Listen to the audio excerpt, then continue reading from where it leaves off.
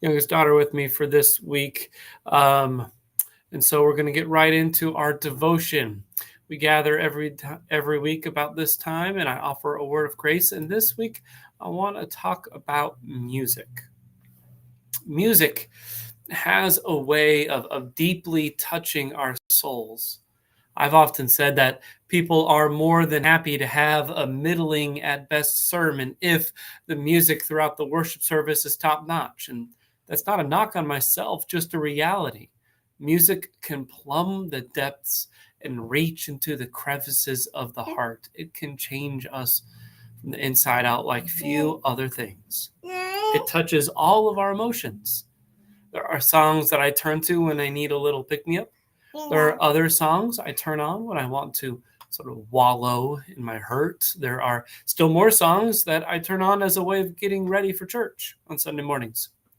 Our favorite music reveals more than a fair bit of our personality. Why else would baseball players be so meticulous about their walk-up music? And we used music to help calm even babies. We sing a couple songs to Maggie before we put her down for the night. Music is central, too, to the pivotal moments in life. Graduations, breakups, weddings, funerals, births. Who doesn't have a birth playlist these days? We play and sing and listen because we are not robots or puppets moving along in the world. There is more to humans, more to us. And music touches us in a way few other things can. Maybe that's why King David called on all of the people he ruled over to learn a funeral dirge when his best friend and former mentor died. When Saul and his son Jonathan were slain in battle, King David's grief bubbled over into song.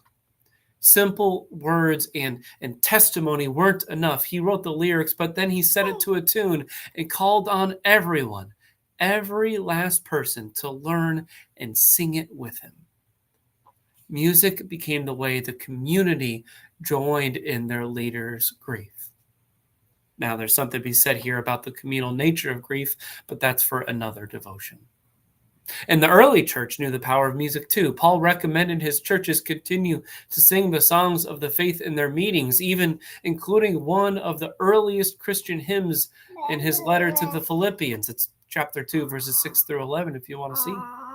Whether it was psalms or ones made up by those attending, music has been central to the church's identity and worship. Now, God has many ways of speaking.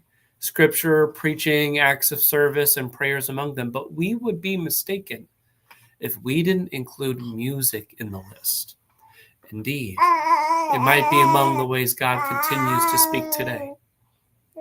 I'm saying all this to give you permission, not that you needed it from me, but to give you permission to turn up that volume dial and turn on that tearjerker from your teenage years, to stop what you're doing and search for that praise song that brought you to tears that one time, to allow yourself, to give yourself space so that music can work its way deep into your soul. Indeed, God might be trying to touch your heart today. And music might just be the way it's done. Thanks for joining me and Maggie for this week's devotion. I hope you heard a word of grace.